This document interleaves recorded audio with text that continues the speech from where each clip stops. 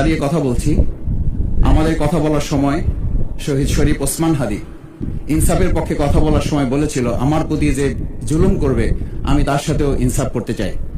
আমরা লক্ষ্য করেছি এই সরকার প্রতিষ্ঠিত হওয়ার পর শরীফ ওসমান হাদির ব্যাপারে তার বিচারে কতটুকু কার্যকারিতা নিয়ে এসেছে তা আমরা এখন পর্যন্ত জানতে পারিনি।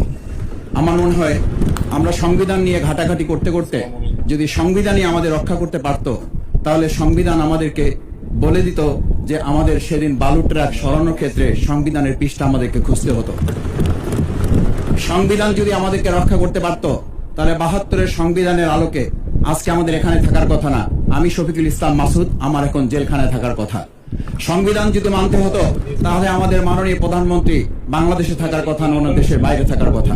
সংবিধান মানতে হলে বর্তমান স্বরাষ্ট্রমন্ত্রীর এখন দেশের বাইরে থাকার কথা ছিল। সংবিধান মানতে হলে যে বাচ্চাদেরকে আজকে এখানে শিক্ষা দেওয়া হচ্ছে, দীক্ষা দেওয়া হচ্ছে, কিংবা তাদেরকে কোনো কোনো ক্ষেত্রে জাসদের সাথে তুলনা করা হচ্ছে, সেই বাচ্চাদের নিয়েই আমরা এই সরকার দলের লোকদেরকে, সরকার দলের সম্মানিত নেতৃবৃন্দকে আমরা চোখের পানিও ফেলতে দেখেছি। আবার কাউকে কাউকে কথা বলতেও শুনেছি যে এই সমস্ত বাচ্চাদের, আমরা তাদের শিক্ষার্থীদের আন্দোলনের সাথে আমাদের কোনো সম্পর্ক ছিল না।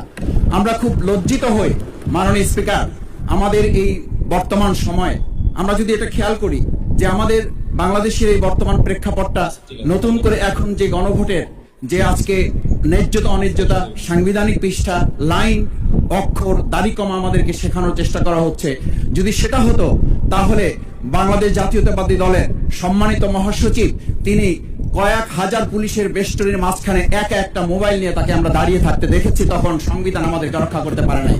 মাননীয় স্পিকার, আমি ৩৫০ মামলা নিয়ে ৭ মাসের ব্যবধানে, আপনিও আমার ২-১টা মামলাতে আপনি আমাকে সহযোগিতা করেছেন, সেটা এই সুযোগে ধন্যবাদ জানাতে চাই।